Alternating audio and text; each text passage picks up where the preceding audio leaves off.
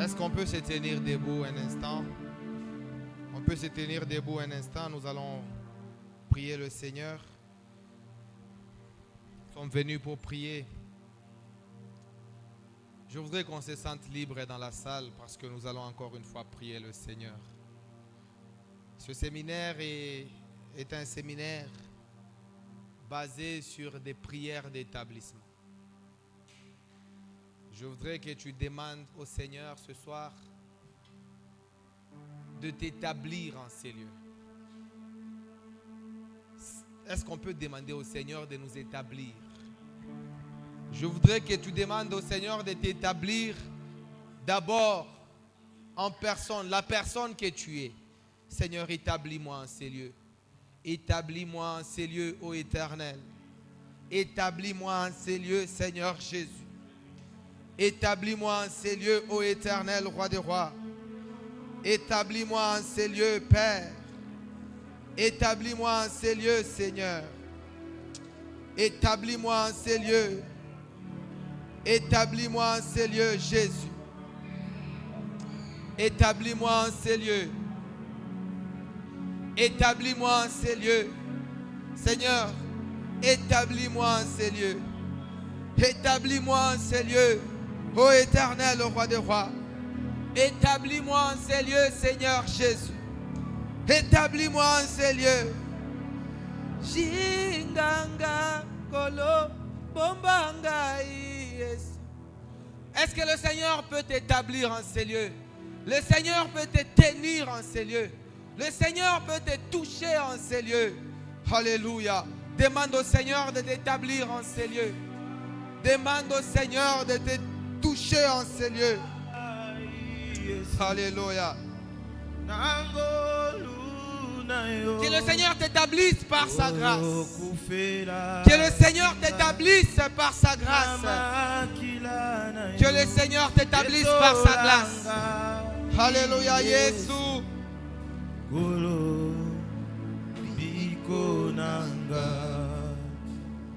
Jinganga ikolo bombanga Yesu nangolu na yo oyo kufera kinga na makila na yo betolanga Yesu kolo lobiko nanga. Je n'ai pas perdu la foi, je n'ai pas perdu la foi.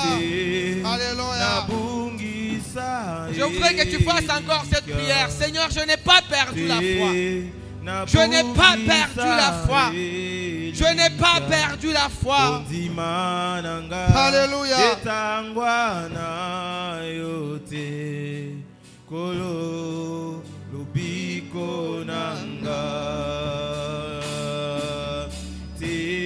Je n'ai pas perdu la foi. Je n'ai pas perdu la foi, Seigneur. Je n'ai pas perdu la foi. Alléluia. Je n'ai pas perdu la foi.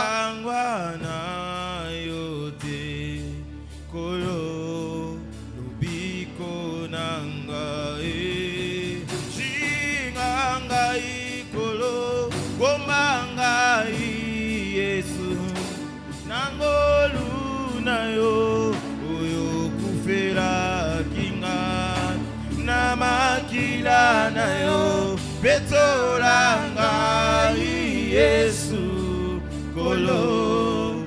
Est-ce qu'on peut revenir et dire au Seigneur qu'on n'a pas perdu la foi? On n'a pas perdu la foi. Alléluia. Nangolu na yo oyo kufela kinga na makila na yo betolanga Yesu kolo lobiko nanga. Est-ce que maintenant tu peux prier? Fais cette déclaration avec moi. Je n'ai pas perdu la foi. Je n'ai pas perdu la foi. Je n'ai pas perdu la foi. Je n'ai pas perdu la foi. Je n'ai pas perdu la foi. Je n'ai pas perdu la foi. Je n'ai pas perdu la foi. Je n'ai pas perdu la foi. Je n'ai pas perdu la foi. Yahweh, je suis encore là. Je n'ai pas perdu la foi. Établis-moi ton Fils. Je n'ai pas perdu la Établis-moi foi. ton Fils éternel, mon Dieu. Alléluia. Place-moi, Seigneur, oh Dieu, là où tu veux, Seigneur. Je n'ai roi pas des perdu rois. la foi. Yahweh, roi des amours, Éternel, Dieu, roi des donne-moi rois, je n'ai la pas foi, perdu s'il la te foi. plaît, Seigneur. Seigneur, je n'ai pas perdu la foi. Je n'ai pas perdu la foi. Je suis encore Ah. en train de croire. I did not lose my L'espérance est faith. encore là. Hallelujah. L'espérance Oh. est encore là. Hallelujah. L'espérance est encore My là. faith is keep going, L'espérance est Jesus. encore là. I did Je suis not encore en lose train it. d'espérer. Hallelujah. suis Je n'ai encore pas en train perdu la d'espérer foi. à toi, le Dieu fidèle. Je n'ai suis pas encore perdu en la train foi. d'espérer à toi, le Dieu Je n'ai fidèle. pas perdu la Je suis foi. encore en train d'espérer Je à n'ai toi, pas le Dieu perdu la fidèle. foi. Je suis encore en train d'espérer Je n'ai à toi, pas le perdu Dieu la fidèle. foi. Je n'ai pas perdu la foi. Hallelujah. Hallelujah. Bien-aimés, nous sommes en train de prier. Nous sommes en train de prier. Alléluia. Est-ce que tu peux t'efforcer à prier debout, s'il te plaît? Efforce-toi à prier debout. Pendant un peu de temps, nous allons nous rasseoir par après. Alléluia. Seigneur, moi je n'ai pas perdu la foi. Ce soir, je n'ai pas perdu la foi. Je n'ai pas perdu la foi. Je n'ai pas perdu la foi. Je n'ai pas perdu la foi. Je n'ai pas perdu la foi, Seigneur. Je n'ai pas perdu la foi. Seigneur, je n'ai pas perdu la foi. Je n'ai pas perdu la foi. Je n'ai pas perdu la foi. Alléluia. Alléluia. Alléluia. Alléluia. Alléluia. Indere ibabo sakara baba baba. Robobo sekere bebe bebe bebe bebe. Rosa kenda raba baba baba. Robobo sekere bebe bebe bebe. Alléluia. Alléluia.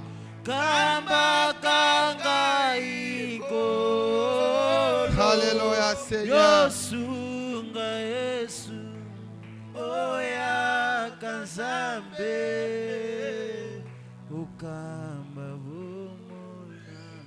Est-ce qu'on peut garder un moment en silence?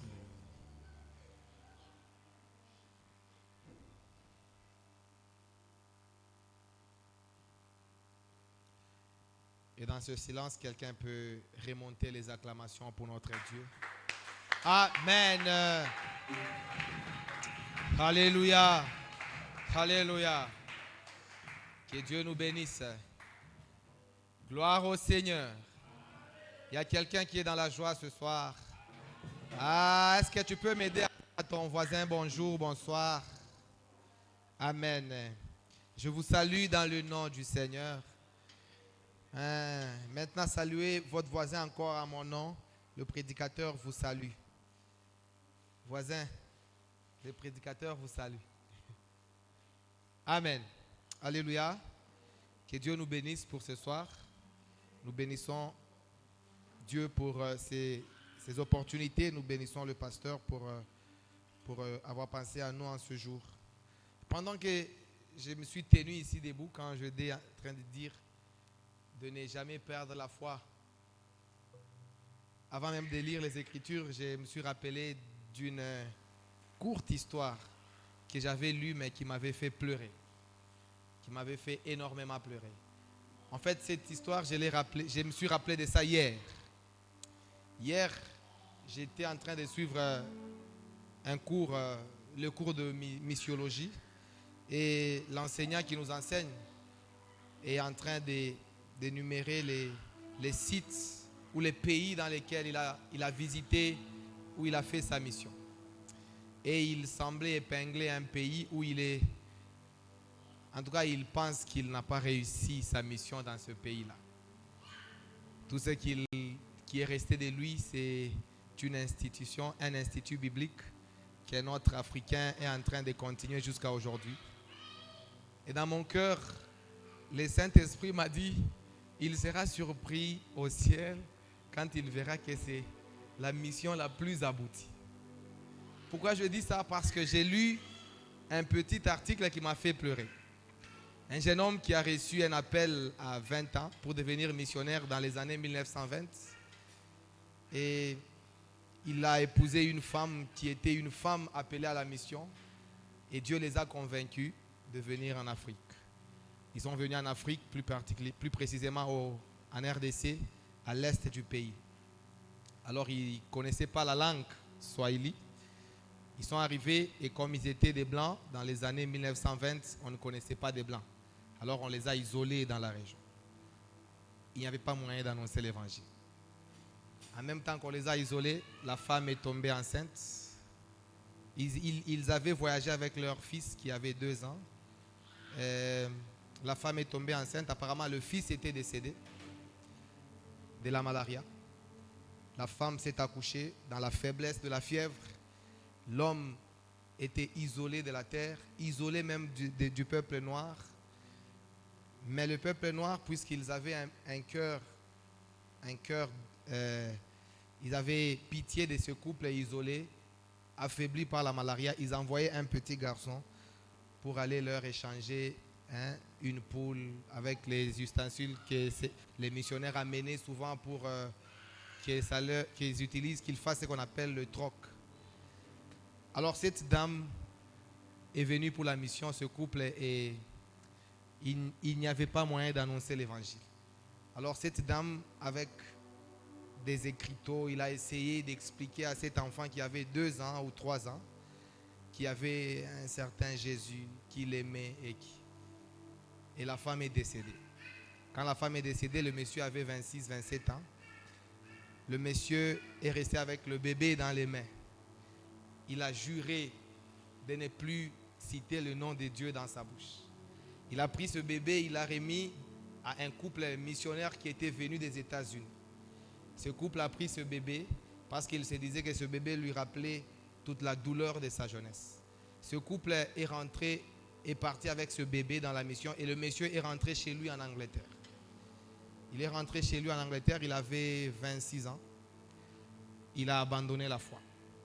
Il est rentré dans la vie de débauche. Il est rentré dans la bière pour noyer ce souci. Il a eu une autre femme, il a eu des enfants. Et pendant ce temps, cette fille a grandi aux États-Unis. Et quand elle a grandi, elle a vu une affiche d'un certain pasteur qui venait de l'Afrique et qui devait prêcher en Angleterre. Et cette dame a voyagé en Angleterre et ce pasteur a appris que l'enfant d'une certaine missionnaire qui s'appelait Shua, c'est en anglais, est ici. Ce pasteur est parti voir cette dame en pleurant. Il a dit, j'avais 2 ans quand ta maman m'a amené au Seigneur. Et aujourd'hui, j'ai une église de 200 000 membres. J'ai non seulement gagné tout mon village, j'ai gagné toute ma région. Je voudrais que tu viennes chez nous parce que le tombeau de ta mère est vénéré comme le tombeau du Messie. Et cette dame n'avait pas encore rencontré son père. Elle ne savait plus, mais Dieu l'avait gardée dans la mission. Et elle a voyagé à l'est. Elle a trouvé une région encadrée où on a déjà peint en blanc. On a dit le tombeau d'une dame blanche. Et on l'a fait entrer dans l'église où il y avait des centaines de membres, une congrégation. On lui dit, voilà l'œuvre de ta maman. Une maman qui est morte avec l'idée dans son cœur qu'elle avait échoué sa mission. Et la dame a voyagé, elle est partie retrouver son papa qui était dans les 70 ans. Il lui dit, je suis venu vous voir. Non seulement que c'est la première fois de vous voir depuis que j'ai appris que vous existiez, mais il correspondait. Je suis venu vous annoncer que votre voyage en Afrique n'était pas vain. Est-ce que vous vous rappelez du petit garçon qui vous amenait des poules? La seule personne avec qui vous étiez en contact. Et le monsieur était encore capable de se rappeler. Il lui a dit, ce monsieur que maman a amené au Seigneur est un grand pasteur aujourd'hui. Il dirige la congrégation Et ils sont plus de 200 000 personnes. Et selon les commentaires, on dit que c'est la 45e communauté, une chose comme ça. 45e communauté, et ce monsieur a fondé, c'est un pasteur, j'avais tapé son nom sur internet, j'ai vu qu'il était fameux à l'époque de Mobutu. Je vous dis, il ne faut jamais abandonner la foi. Il ne faut jamais abandonner la foi. Nous sommes deux fois emportés par ce que nous sommes en train de voir. Nous oublions qu'il y a des choses qui se passent derrière ce que nous voyons. Une chose est sûre, c'est que Dieu n'échoue jamais. Est-ce qu'on peut lire d'abord ces 3 portions des Écritures? On va faire quelques commentaires et puis nous allons prier.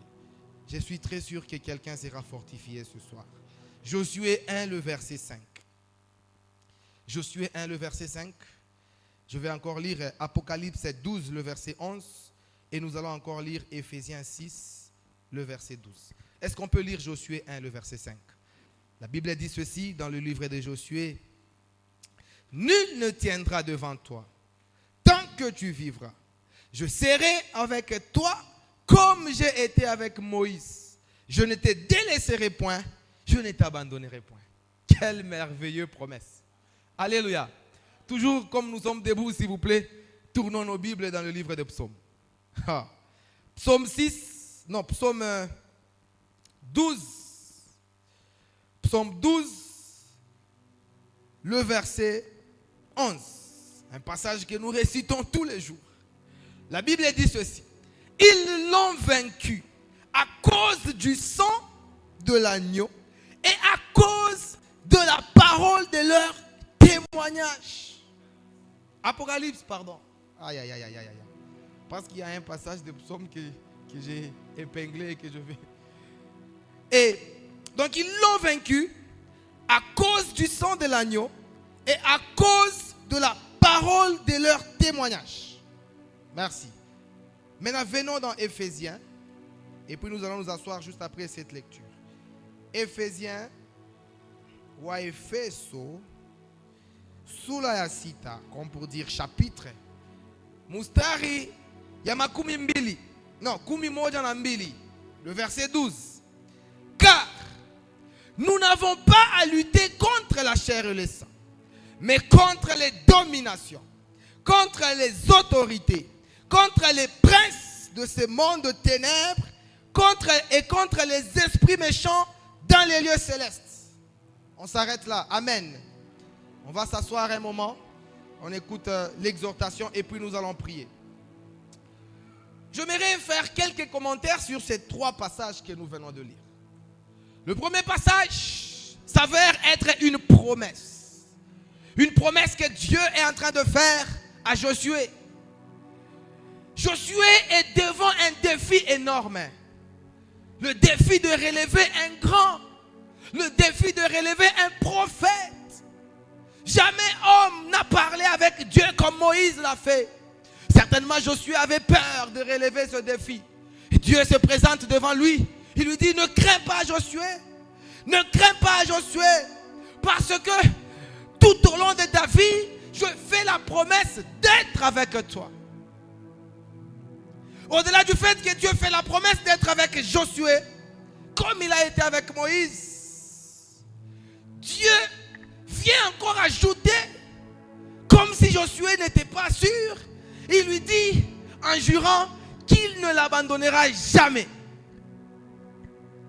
Alléluia. Non seulement il fait la promesse, il jure ensuite qu'il ne va pas l'abandonner. Et c'est ici où le passage que j'ai médité il n'y a pas longtemps, que j'ai confondu en évoquant celui d'Apocalypse, c'est le psaume 138, le verset 2. Le psalmiste dit, je me prosterne dans ton saint temple et je célèbre ton nom. Pourquoi? À cause de ta bonté et à cause de ta fidélité. Et le psalmiste ajoute pour expliquer la bonté et la fidélité de Dieu, il dit, car ta renommée s'est accrue à cause de l'accomplissement de tes promesses. Comme si le psalmiste veut dire, une des choses qui montre que Dieu est bon et qu'il est fidèle, c'est le fait qu'il accomplit ses promesses. Vous savez que Dieu est la seule personne, quand on parle de la personne divine, qui est capable de promettre et de réaliser comme il a promis. Dieu ne se retrouve jamais dans une situation d'impossibilité. Impossible. Même si les gens de Mazembe peuvent dire impossible n'est pas Mazembe. Mais nous allons là-bas, nous plairons, non? L'autre fois, l'année passée, j'amène même ma femme là-bas. Elle ne connaît pas le foot. Mazembe mène 1-0. On ajoute 4 minutes de temps. À la 4 minutes, les Tanzaniens égalisent. Et tout le stade est refroidi. Et puis l'arbitre siffle à la fin du match.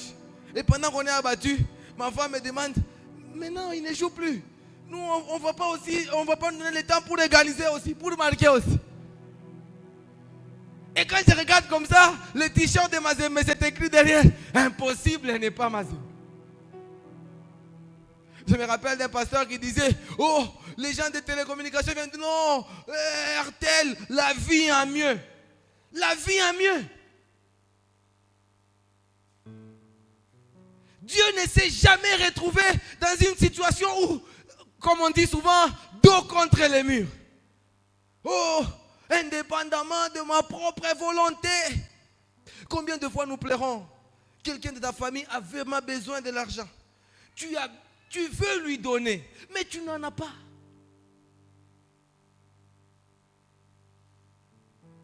Je me rappelle de Rebecca qui se plaignait devant son mari. Donne-moi les enfants, donne-moi les enfants. Son mari regarde sa femme et dit, suis-je Dieu? Il y a des situations qui montrent notre faiblesse, des situations qui montrent notre incapacité, des situations qui montrent que nous sommes au bout. On n'en peut plus. J'aime beaucoup une chanson, une dame qui dit, Makasi nanga ye. Elle dit comment là-bas?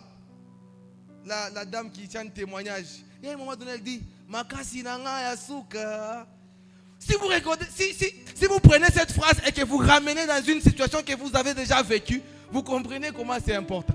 C'est important de reconnaître en Dieu que c'est la dernière force qui puisse exister. La dernière force qui puisse exister. Un boxeur a dit, tous les boxeurs ont un plan qui tombe à l'eau quand ils sont mis KO. Donc quand vous entrez là-bas, des boxeurs, vous avez fait 8 mois d'entraînement. Deuxième round, un coup, ici, KO, et tout ce que tu as planifié est tombé dans l'eau. Tu oublies même là où tu es.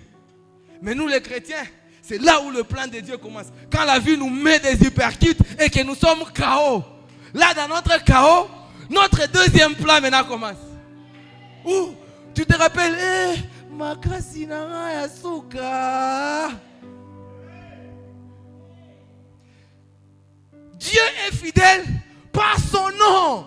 Il s'appelle El Shaddai. Le mot El Shaddai veut dire les explications que nous donnons à ce nom ne conviennent pas. Quand on dit Dieu Tout-Puissant, les gens qui ont étudié les langues disent ce mot ne traduit pas mieux. Alors certains essayent de changer et disent non, disons Dieu de toute suffisance. Non, ça ne reflète toujours pas ce qu'il est. Bon, ok, ajoutons Dieu de toute suffisance et de toute puissance. Ça ne convient toujours pas. C'est comme ça qu'on manque de mots. On va l'appeler comment? Le problème c'est quand nous ne savons pas ce qu'il est et on est dépaysé. Parce qu'on ne sait pas ce qu'il est. Il ne s'est jamais retrouvé dans une situation d'impossibilité. Il n'a jamais été dos contre les murs. Impossible. D'ailleurs, il vient de nous faire sortir une hypercute ici. Une hypercute. Une hypercute. Vous voyez quand nous chantons, locataire et commis bailleur. Souvent on ne comprend pas ces choses. On pense que c'est des choses qui existent dans des champs. Et puis, que Dieu bénisse notre pasteur. Il nous a d'abord caché ce qu'on avait. Nous on pensait qu'on avait ce qu'on avait. Et puis on vient d'apprendre que non, voilà, après il faut qu'on quitte. Donc le pasteur là il dit, et quand nous sommes entrés, quand il nous a réunis ces jours-là, je me rappelle, on a d'abord arrêté, on dit papa, on a d'abord combien? Il dit bon ici ce n'est plus le moment de ne plus leur dire. Et puis on voit seulement le pasteur garder un peu. Bon, on a quand même évolué. Et puis on dit, ah, papa, mais on ne pas la bisote. Un miracle pour moi, j'arrive chez moi. Je ne faisais que rappeler, non, Dieu nous a fait du bien. À ce moment-là, on n'a pas besoin de demander ça vient d'où, ça ne nous regarde pas. Dieu ne s'est jamais retrouvé dans une situation dos contre les murs. Impossible. Quelle que soit la situation dans laquelle tu te retrouves. Et puis je vais te dire une chose. C'est quand tu es dans l'impossibilité que la main de Dieu vient se manifester. Il y a beaucoup de gens qui n'ont pas de témoignages parce qu'ils n'ont jamais vécu des situations où il faut témoigner. Quelqu'un qui ne sait pas comment la souffrance est, il va expliquer comment. Toi, tu n'as jamais mangé Boukari Nanchoumfi. Tu vas expliquer comment. C'est impossible d'expliquer des situations pareilles.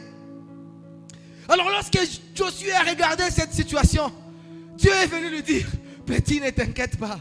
Je serai avec toi comme j'ai été avec Moïse. Et certainement c'est une phrase qu'il a fortifiée, comme cette phrase peut nous fortifier ce soir. Nous pouvons être fortifiés par le fait que Dieu a fait la promesse de ne jamais nous abandonner. Dieu a fait la promesse, même quand nous serons mis par terre, la main de Dieu est là pour nous sortir. Et pour nous ce soir, ce qui est encore merveilleux.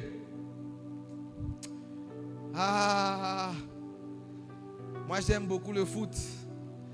Récemment ici, les Léopards devaient jouer avec le Nigeria. On était à 3 avec mes amis. J'ai dit, qu'est-ce que je peux faire pour ne pas me préoccuper du Léopard? Qu'est-ce que je peux faire pour ne pas penser au Léopard, ne pas penser au match? Parce que je suis sûr que je ne vais pas bien dormir avec le Léopard. Je suis sûr que cette nuit, c'est des insomnies. D'abord contre le Cameroun. Ensuite contre le Nigeria. Des équipes que depuis que je suis né, je n'ai jamais vu notre équipe les battre. Je pensais que j'étais le seul. Même mon ami a dit la même chose. Alors j'ai dit, Seigneur, y a-t-il pas moyen? Moi j'aime le foot, il n'y a pas à cacher. Montre-moi même la fin du match.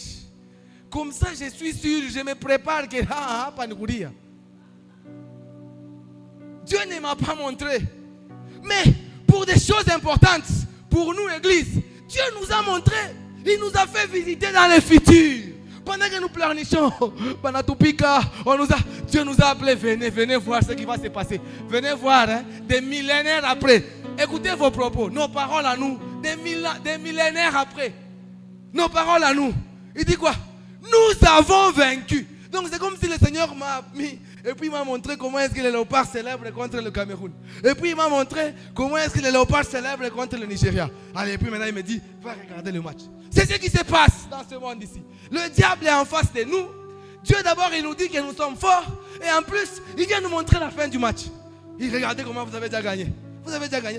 Et il ne se limite pas là. Il ajoute les raisons pour lesquelles nous avons gagné. Il dit, 1, vous avez gagné à cause du sang de l'agneau. Et puis 2, vous avez gagné à cause de la foi. Quand il parle des paroles de notre témoignage, il parle de la foi en Jésus. Et ici, bien aimé, la foi, si elle peut être remplacée par un mot, c'est à cause de la confiance que nous avons gagnée. La confiance en qui? La confiance en Dieu. Quand? Lorsque nous avons été mis KO sur un ring de boxe. Dieu, pendant que nous sommes KO sur un ring de boxe, alors dans notre subconscient, on s'est dit, le match n'est pas encore fini. Si ce monsieur pense avoir gagné, c'est qu'il a triché. Si ce monsieur pense, c'est qu'il se trompe. Parce que Dieu nous a déjà donné la victoire. La victoire est dans notre camp.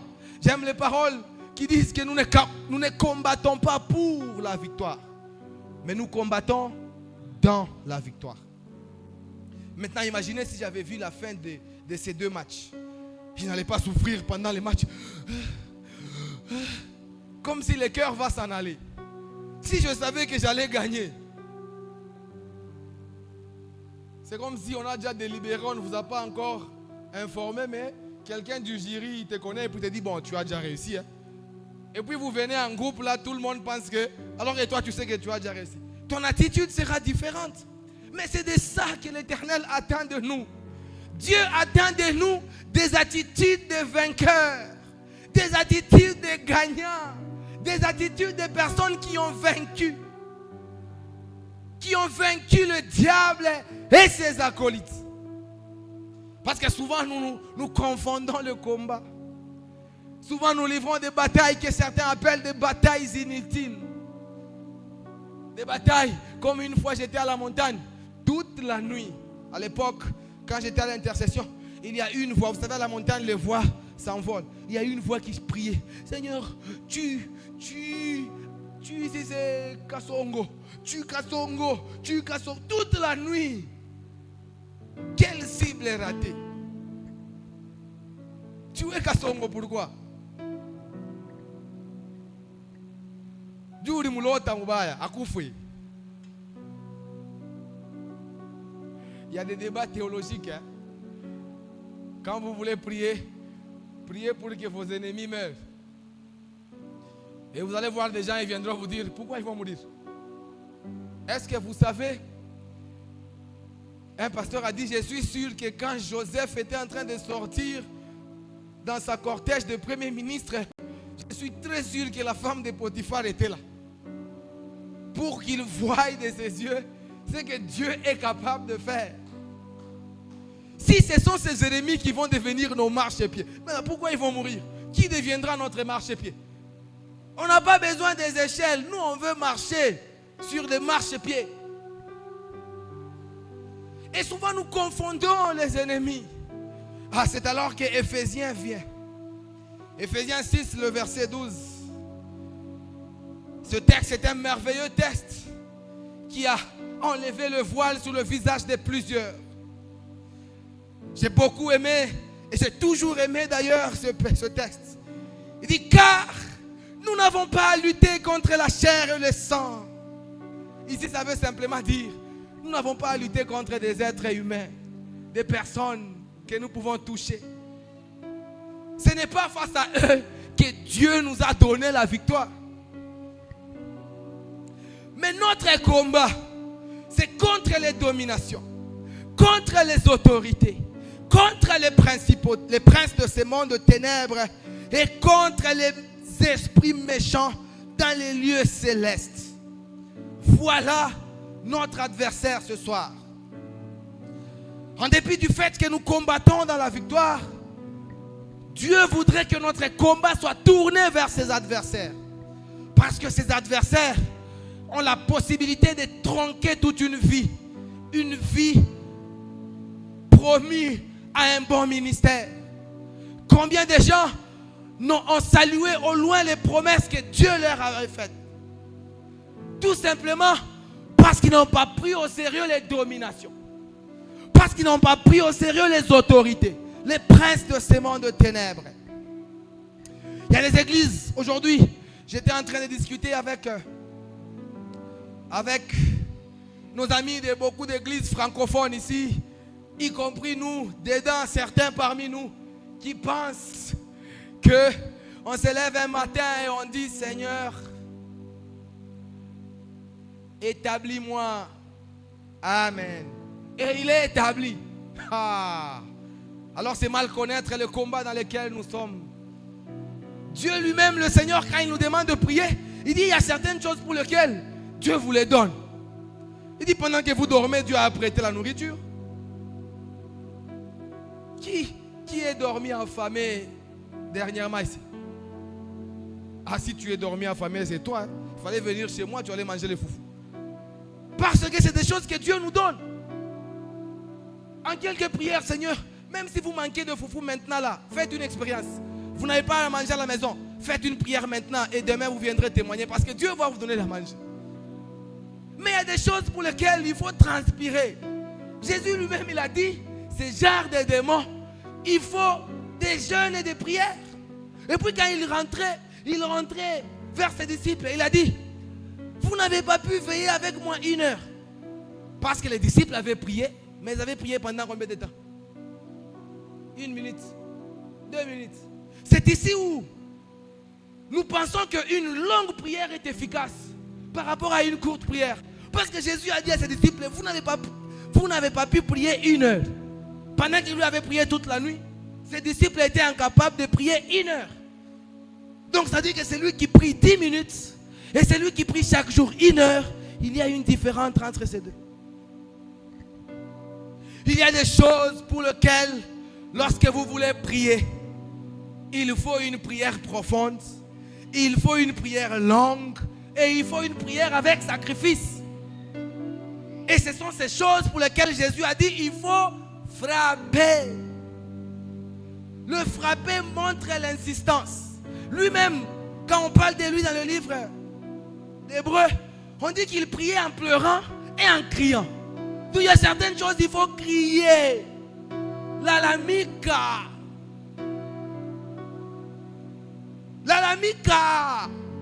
Il y a des choses pour lesquelles tu ne peux pas faire une courte prière.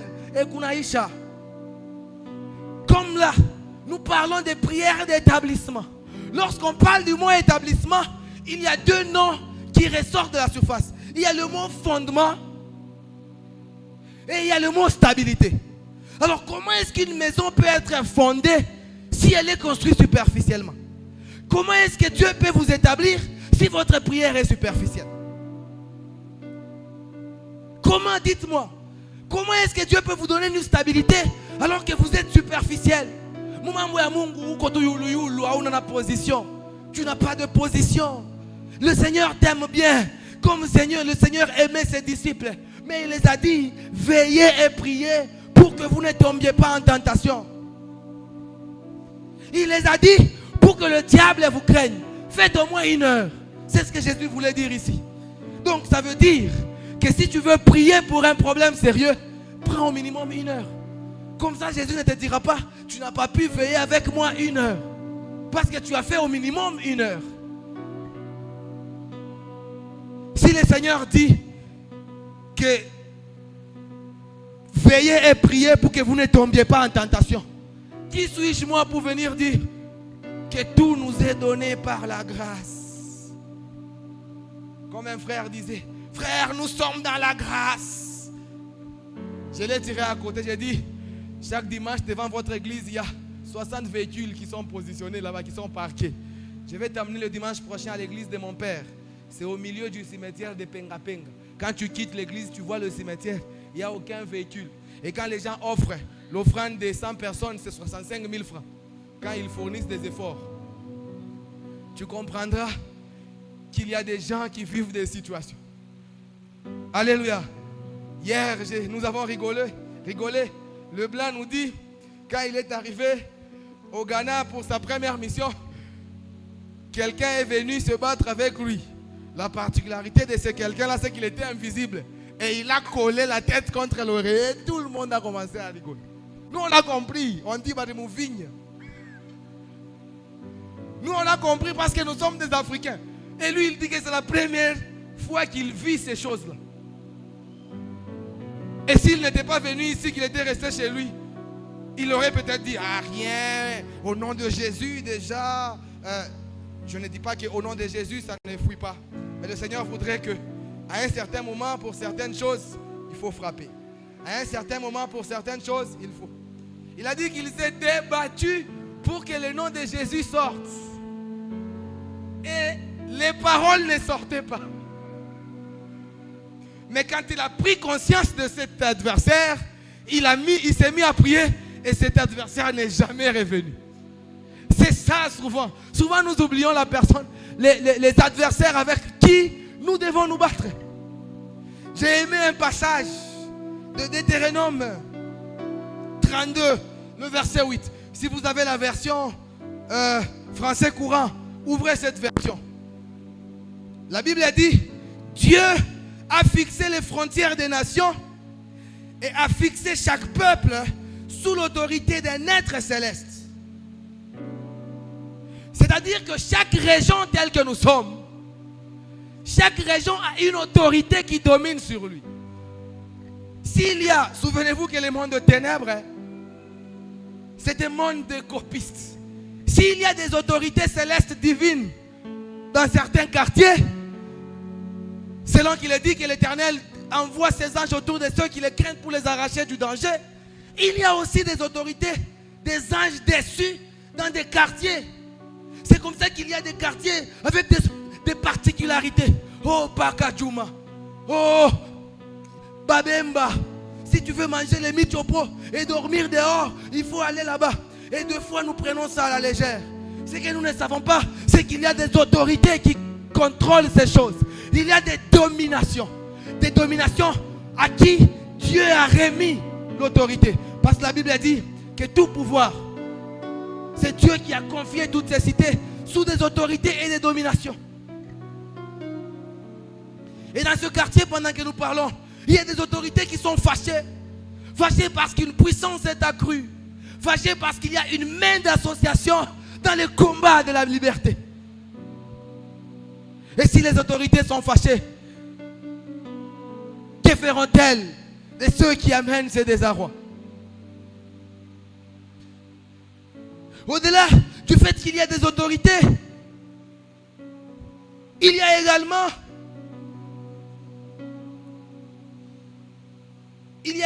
des principautés. Il y a des princes de ténèbres, de gens qui travaillent avec l'occultisme, de gens qui travaillent avec la sorcellerie, et de gens qui ont pris des familles entières. J'avais lu un livre d'un pasteur du Nigeria. Il raconte comment est-ce que nos ancêtres étaient méchants, jusqu'à offrir toute une postérité à des divinités sataniques. Des divinités qui possèdent des tribus. Aujourd'hui, les choses ont changé. Mais qu'est-ce que les premiers chrétiens n'ont pas vu ici en Afrique? Que des familles, lorsqu'il y a des jumeaux, on dit qu'ils appartiennent à leur divinité et on les sacrifie au feu. Des familles où des pratiques démoniaques étaient ancrées dans les noms, ancrées dans les tribus, ancrées dans les familles. Mon père a changé son nom, il s'appelait Mukalai. Aujourd'hui, il est Kambi Amungu. Un jour, je lui demande pourquoi tu ne t'appelles plus Mukalai. Il dit quand j'ai grandi, j'ai appris que Mukalai c'est la divinité de chez nous au village. Alors je ne pouvais plus continuer à porter ce nom. Et ça paraît être anodin, ce sont des noms. Mais vous n'avez pas idée des puissances qui se sont transmises. Vous n'avez pas idée des autorités, des influences qui se portent jusqu'à aujourd'hui. Des familles où il ne manque pas d'aveugles. Des familles où il ne manque pas de stériles. Des familles où il ne manque pas. Des familles où pour avoir un mariage c'est un problème. Et on pense que c'est normal. Des familles où même pour être embauché c'est un problème. Pourquoi? Parce qu'il y a une domination qui collabore avec des principautés. Et ces principautés, pour des élévations quelconques, ont pu offrir toutes les familles. J'ai vu l'histoire d'un pasteur qui a une église ici. Ils ont perdu à peu près 7 personnes. 7 personnes dans la famille, 7 ou 6 personnes. Et toutes ces personnes sont mortes à la même date. Quelle coïncidence! Tous meurent un certain 14 décembre par exemple. Et personne ne s'en préoccupe. Personne ne s'en préoccupe. Voilà. Nilo Foutou, Mungu alisema.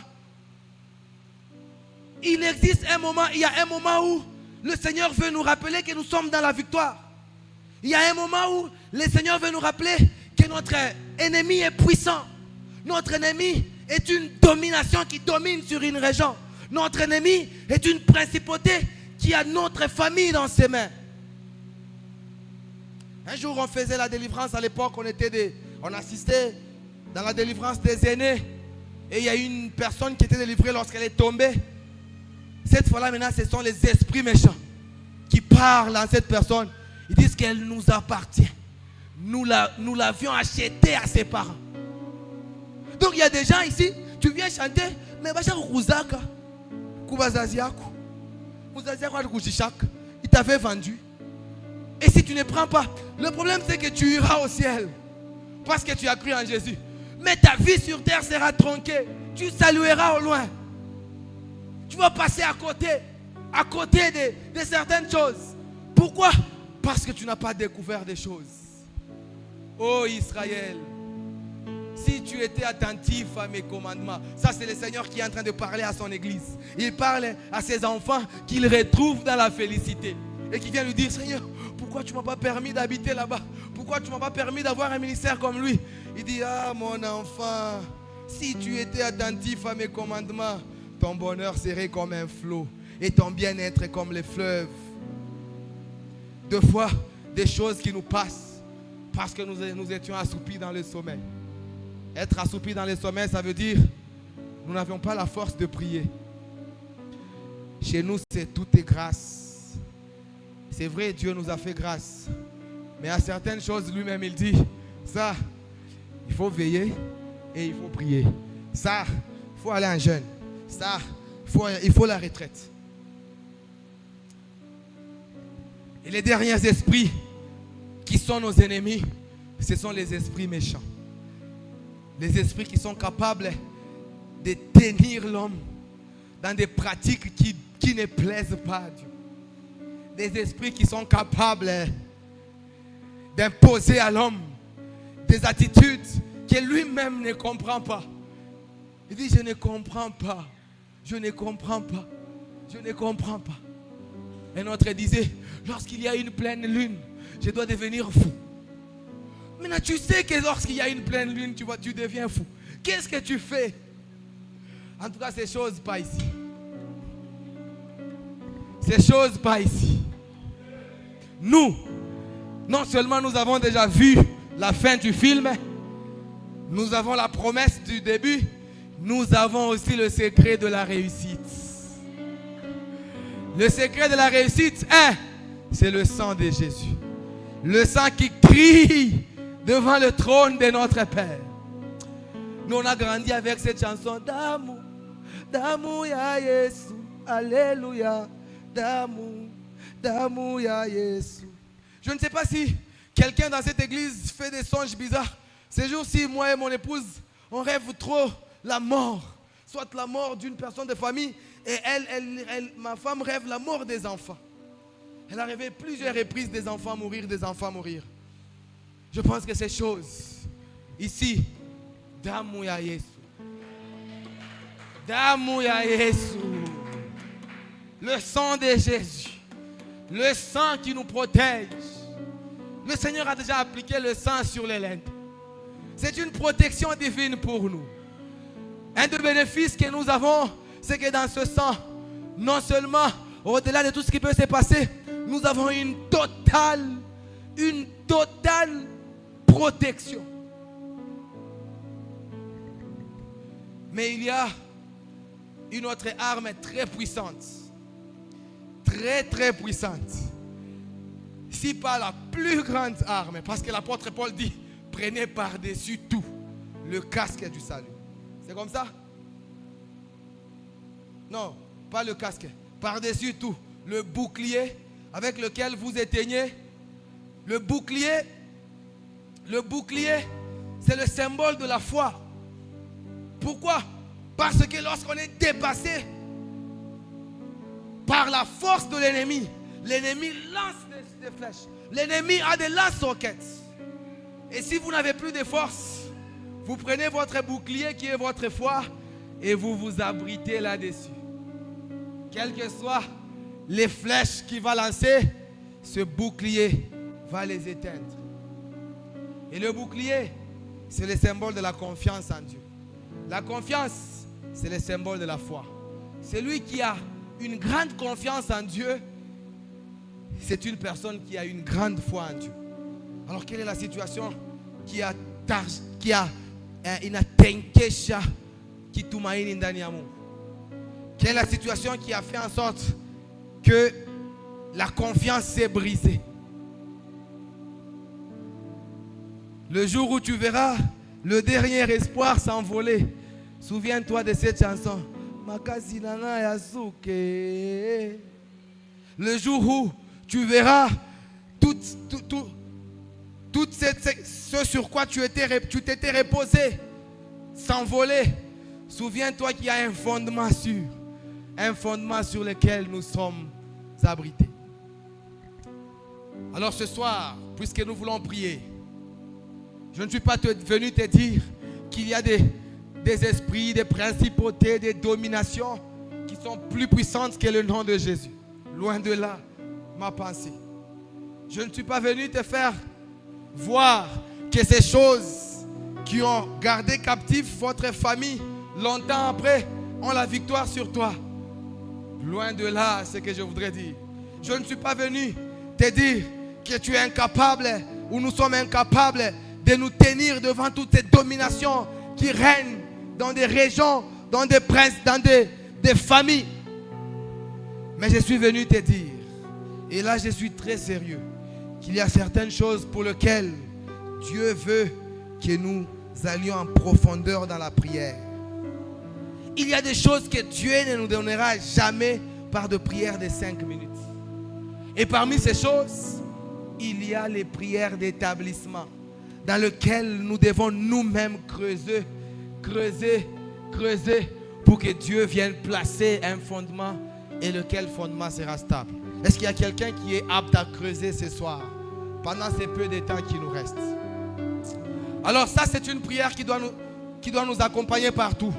Ici, les peu de temps que nous avons, je voudrais que nous demandions au Seigneur d'augmenter notre confiance en nous. Moi, je ne suis pas partisan du groupe de ceux qui pensent que la foi ne grandit pas. En tout cas, ceux qui pensent comme ça, ils ont leurs arguments. Moi, je pense, comme les disciples ont demandé au Seigneur d'augmenter leur foi. Quand je regarde ma vie d'hier et ma vie d'aujourd'hui, j'ai vu que j'ai grandi dans cette foi. Et si moi-même j'ai grandi, c'est que même ma foi a grandi. Et ce soir, je voudrais que nous fassions cette même prière. Si tu penses que tu as une grande foi et que tu as besoin que Dieu active cette foi, alors fais cette prière. Si tu penses que ta foi est suffisante pour vaincre toutes ces dominations, ce dont tu as besoin, c'est un rafraîchissement de cette foi. Comme un pasteur a dit, David n'était pas parti devant Dieu ces jours-là pour dire, Seigneur, Goliath m'attend. Où est moi? Et si tu penses que ce soir, Dieu peut augmenter ta foi, qu'il te soit fait selon ta foi. Est-ce qu'on peut se tenir debout? Et pendant que la chorale va nous chanter,